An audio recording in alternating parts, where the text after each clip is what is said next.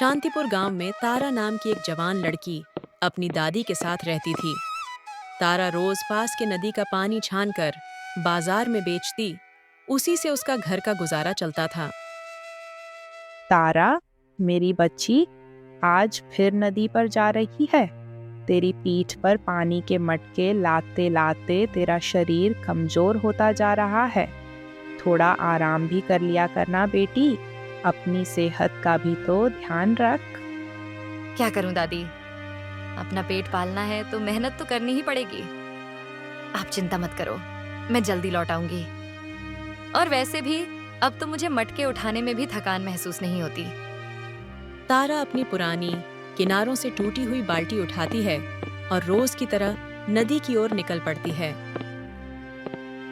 तारा नदी के किनारे पहुंचती है। तभी उसकी नजर थोड़ी दूर बैठी एक बूढ़ी अम्मा पर पड़ती है, जो अपने छोटे से मिट्टी के घड़े को पानी में डुबाने की कोशिश कर रही थीं, लेकिन घड़ा बार बार फिसल रहा था। अम्मा, क्या बात है? आप इतनी परेशान क्यों लग रही हैं? अगर मैं किसी काम आ सकूं तो बेझिझक बताइए। तारा बेटी, क्या बताऊं, हाथ पैर अब पहले जैसे काम नहीं करते। आज घर में पानी का एक कतरा भी नहीं है। यह घड़ा नदी में जा ही नहीं रहा। समझ नहीं आ रहा आज चाय कैसे बनेगी। अम्मा, आप बिल्कुल चिंता मत कीजिए। ये लीजिए, ये मेरे पानी के मटके हैं। आप इन्हें ले जाइए। आज आपके घर का काम मेरे पानी से चलेगा। और हाँ, आज से जब भी आपको जरूरत हो, बेझिझक मुझसे कहिए। मैं आपकी मदद जरूर करूंगी। मेरे रहते आपको कभी कोई दिक्कत नहीं होगी। बूढ़ी अम्मा की आंखों में आंसू भर आते हैं। बेटी, तू सचमुच माँ अन्नपूर्णा का भेजा हुआ आशीर्वाद है। तेरी दयालुता का कोई मोल नहीं। भगवान तुझे हमेशा खुश रखे, तेरी हर मनोकामना पूरी करे। तारा अम्मा की मदद करके मन ही मन बहुत खुश होती है। उसे लगता है जैसे आज उसकी दिन भर की मेहनत वसूल हो गई। बूढ़ी अम्मा, जिनका नाम अब तारा को पता चलता है, उसका नाम शारदा देवी है, तारा को एक आशीर्वाद के तौर पर एक पुराना चमकीला पत्थर देती है, जो नदी के किनारे से मिला था। बेटी, यह साधारण पत्थर नहीं, इसे अपने पास रखना। यह तुम्हें आने वाले हर संकट से बचाएगा। तारा कृतज्ञता से पत्थर स्वीकार करती है और अपनी बाजार की यात्रा पर निकल पड़ती है। गांव का बाजार अपनी पूरी रौनक पर है। तारा अपनी पीठ पर बचे हुए पानी के मटकों का बोझ लादकर बाजार में पहुंचती है। भाइयों और बहनों, नदी का ताजा, साफ और ठंडा पानी ले लो, सबसे शुद्ध और बेहतरीन क्वालिटी का। यहाँ आइए, यहाँ आइए। तभी गांव का जालिम और लालची सेठ धनराज अपने 2 गुंडों के साथ एक अकड़े हुए अंदाज में बाजार में दाखिल होता है। सेठ धनराज की नजर सीधे तारा और उसके मटकों पर पड़ती है और उसकी आंखों में तीव्र गुस्सा चमक उठता है। ओए तारा, ये क्या गलतफहमी पाल रखी है तूने? मेरे होते हुए तू यहाँ पानी बेचेगी? तेरी इतनी हिम्मत? सेठ जी, ये मेरी अपनी मेहनत का पानी है। मैंने इसे नदी से साफ किया है। मैं इसे खुद बेचूंगी। ये मेरा हक है, मेरा अधिकार। आप कौन होते हैं मुझे रोकने वाले? हक? तू और हक की बात करेगी? इस गांव में सिर्फ मैं ही पानी बेचूंगा, और वो भी वही जो मैं कहूंगा। सुन, ये सारा पानी मुझे दे दे, मैं तुझे बढ़िया दाम दूंगा। मैं तो तेरी भलाई की बात कर रहा हूं, ना समझ। हाँ तारा, सेठ जी जो कह रहे हैं चुपचाप मान ले, नहीं तो अंजाम बहुत बुरा होगा। तुझे पता नहीं सेठ जी का रोग क्या है। नहीं सेठ जी, मैं अपना पानी आपको हरगिज नहीं बेचूंगी। ये मेरी दादी की दवाई है, मेरी ईमानदार मेहनत की कमाई है। सेठ धनराज का चेहरा गुस्से से लाल हो जाता है। क्या बोला तू? मेरी बात नहीं मानेगी? तुझे क्या लगता है तू मुझसे बच जाएगी? मैं इस गांव का सबसे बड़ा व्यापारी हूं। ठीक है तारा, तुझे देख लूंगा मैं। सेठ धनराज और उसके गुंडे गुस्से से पैर पटकते हुए वहां से चले जाते हैं। बाजार के लोग भी चुपचाप यह सब देख रहे थे और तारा की हिम्मत से हैरान थे। तारा गांव के बाजार से पानी बेचकर जंगल के किनारे किनारे घर की ओर लौट रही थी। सूरज ढल रहा था। तभी उसे थोड़ी दूरी से पानी में छलकने की आवाज सुनाई देती है। तारा तुरंत उस आवाज की दिशा में बढ़ती है। वह घने पेड़ों के बीच से देखती है और उसकी आंखें एक शांत झील पर पड़ती हैं, जिसे गांव वालों ने कभी नहीं देखा था। झील के बीचों बीच एक सुनहरी रुपहली मछली हवा में उछलती है, जिसका एक पंख बुरी तरह से घायल है। अरे तुझे क्या हुआ मेरी प्यारी? इतनी सुंदर मछली और ऐसे घायल पड़ी है। तारा धीरे धीरे बड़े प्यार से मछली को सहारा देती है और सावधानी से अपने मटके में डालती है और घर की ओर निकलती है। तारा मछली को अपने घर ले आती है। दादी मछली को देखकर एक पल के लिए हैरान होती हैं, पर अपने पोती की दयालुता देखकर उनके चेहरे पर खुशी की चमक आ जाती है। दादी, ये जंगल की एक जादुई झील से मिली है। ये घायल थी, मैंने इसका इलाज किया है। इसका नाम मोती रख दूं? हाँ, मोती ही सही है, बड़ी प्यारी है। तेरा नेक दिल ही तो है बेटी, जो ऐसी अच्छी चीजें तेरी ओर खींचता है। रात का समय था। दादी और तारा अपनी दिन भर की घटनाओं को याद कर रहे थे, खासकर सेठ धनराज की धमकियों को। यह सेठ धनराज, इसका तो अन्याय बढ़ता ही जा रहा है। पर तू देखना बेटी, जो इंसान ईमानदारी से अपना काम करता है और सच्चे दिल से दूसरों की मदद करता है, उसकी मदद खुद भगवान करते हैं। आज शायद हम दुनिया की नज़रों में गरीब हैं, पर दिल के अमीर हैं।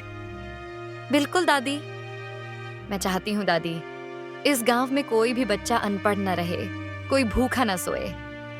हमारे गांव के लोग बहुत भले हैं, बस उन्हें अच्छे पानी की और शिक्षा की जरूरत है। उन दोनों दादी पोती की हर बात को मटके में तैर रही मोती मछली बड़े ध्यान से सुन रही थी। अंधेरे में भी उसकी आंखों में एक गहरी समझदारी और भाव दिख रहा था। मोती अपने पंख को पत्थर से छूती है और वह पत्थर उस पल नीली रोशनी से जगमगा उठता है, मानो उसने कोई निश्चय कर लिया हो। सुबह का वक्त था। जैसे ही तारा अपनी नींद से जागती है, उसकी आंखें एक पल के लिए खुली की खुली रह जाती हैं। रात भर घायल थी मछली, वो अब ठीक हो चुकी है।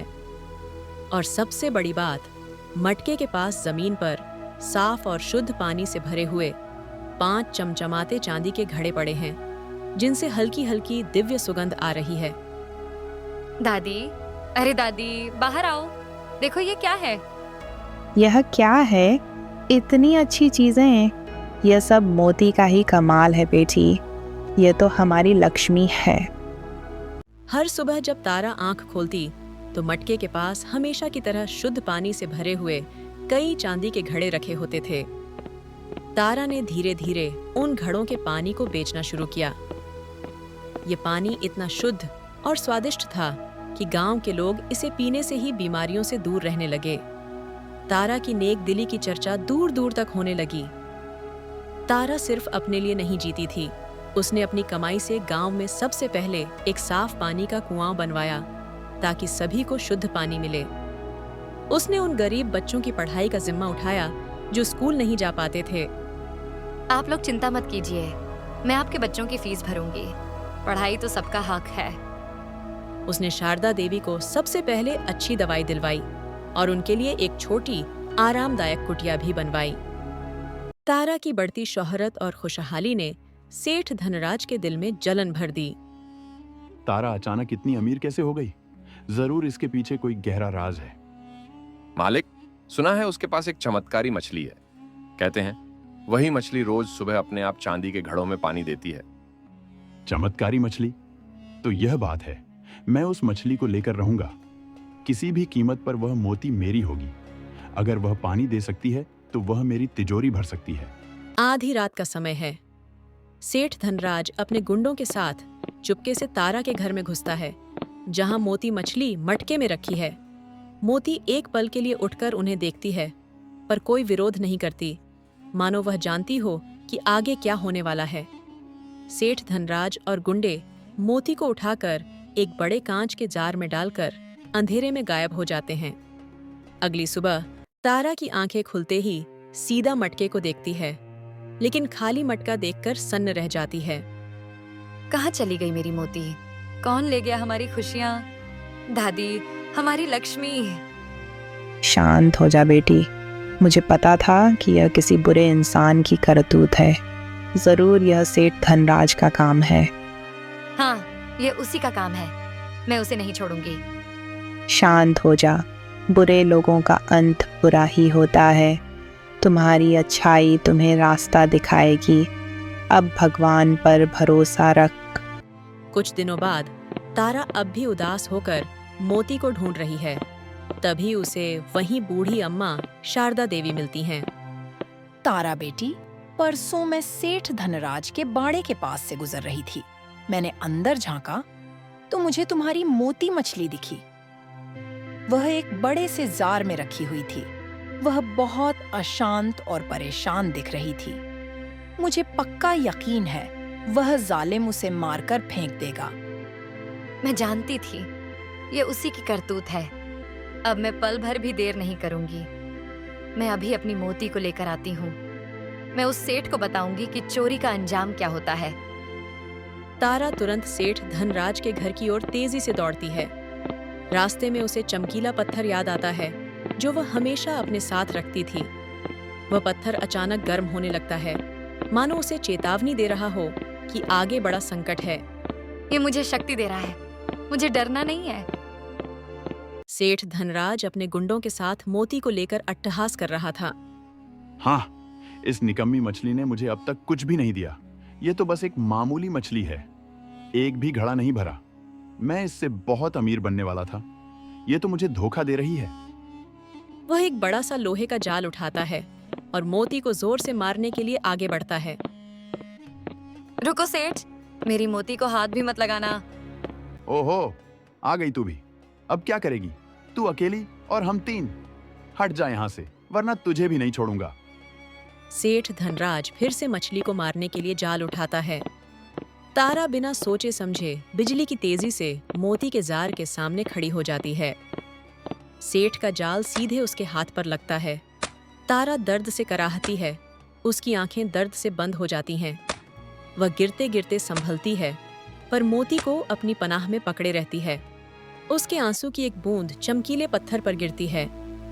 तभी चकाचौंध कर देने वाली दिव्य रोशनी चमकती है और शारदा देवी उस प्रकाश में प्रकट होती हैं। सेठ धनराज, बस अब और नहीं। सेठ और गुंडे उन्हें देखकर हैरान होते हैं। आप कौन है? यहाँ क्या कर रही हैं? मैं वही हूँ जिसे तारा ने बिना किसी स्वार्थ के पानी दिया था। उसकी दयालुता ही उसकी सबसे बड़ी शक्ति है और अब मैं उसे बचाने आई हूँ। धीरे धीरे उस दिव्य प्रकाश में मोती मछली का रूप बदलने लगता है। मोती अब स्वयं माँ सरस्वती के दिव्य रूप में प्रकट होती है। उनका तेज इतना है कि कोई भी उनकी ओर सीधे देख भी नहीं पाता। सेठ धनराज और गुंडे डर से थर-थर कांपते हैं और जमीन पर गिर जाते हैं। सेठ धनराज, तुमने लालच और पाप का रास्ता चुना है। तुमने एक निर्दोष जीव को चुराया और उसे मारने का प्रयास किया, और तारा अपनी जान की परवाह किए बिना उसे बचाया। तुमने चोरी की है, अधर्म किया है, पाप किया है। इस अधर्म का तुम्हें दंड भुगतना होगा। अब तुम वही बनोगे जो तुम हमेशा से थे, एक खाली और सूखा घड़ा, लालच से भरा, जिसका कोई मूल्य नहीं। माँ सरस्वती के बोलते ही सेठ धनराज और उसके गुंडे एक पल में सूखे मिट्टी के घड़ों में बदल जाते हैं, जिनमें न पानी था और न कोई मूल्य। गांव वालों ने जब यह चमत्कार देखा तो वे दौड़कर आए। उन्होंने तारा की जय जयकार की और उसे पूरे गांव की बेटी और रक्षक माना। शारदा देवी और माँ सरस्वती तारा को आशीर्वाद देकर विलीन हो गईं। माँ सरस्वती के आशीर्वाद से गांव की नदी, जिसका नाम गांव वालों ने अब सरस्वती नदी रखा, तारा ने साबित कर दिया कि असली धन चांदी के घड़ों में नहीं, बल्कि मेहनत, ईमानदारी और दयालुता के नेक दिल में होता है। अगर आपको यह कहानी पसंद आई तो वीडियो को लाइक और चैनल को सब्सक्राइब जरूर करें। धन्यवाद।